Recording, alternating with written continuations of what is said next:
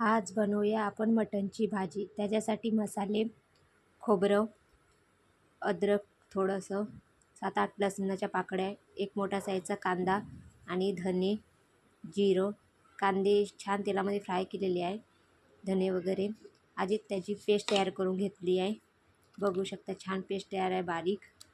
आता कुकरमध्ये बनवणार आहे, त्याच्यासाठी आपण 2 डोबले तेल टाकायचं.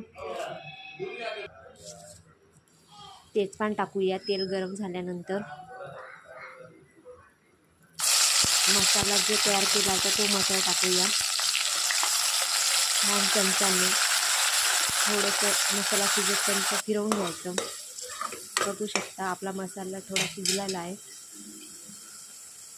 थोडंसं कोथिंबीर टाकायचं. मसाल्यामध्ये छान फ्लेवर येतात. आता अर्धा चम्मच हळद टाकली आहे. 2 चम्मच तिखट टाकायचं. चवीनुसार मीठ टाकायचं. त्याला पण छान व्यवस्थित फिरवून घ्यायचं. बघू शकता छान ग्रेव्ही कलर सुटत आहे ग्रेव्हीला. थोडा अर्धा चम्मच गरम मसाला घेतला आहे, ते पण छान परतून टाकायचं. मसाल्याचं थोडं पाणी होतं ते टाकलेलं आहे. मसाला बुडी लागणार नाही. अर्धा किलो मटण आहे. बघू शकता छान वॉश केलेलं आहे.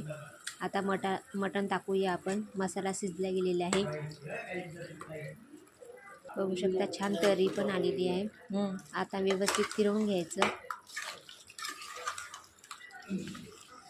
आपण मटण कुकरमध्ये बनवत आहे. थोडं तेलामध्ये होऊ द्यायचं फ्राय. पाणी टाकूया. आपल्याला आवश्यक आहे तेवढं पाणी टाकायचं, लागते तेवढं. छान फिरवून घ्यायचं आणि कुकरचं झाकण लावून 3 शिट्ट्या काढून घ्यायचं. बघू शकता आपलं मटण तयार आहे.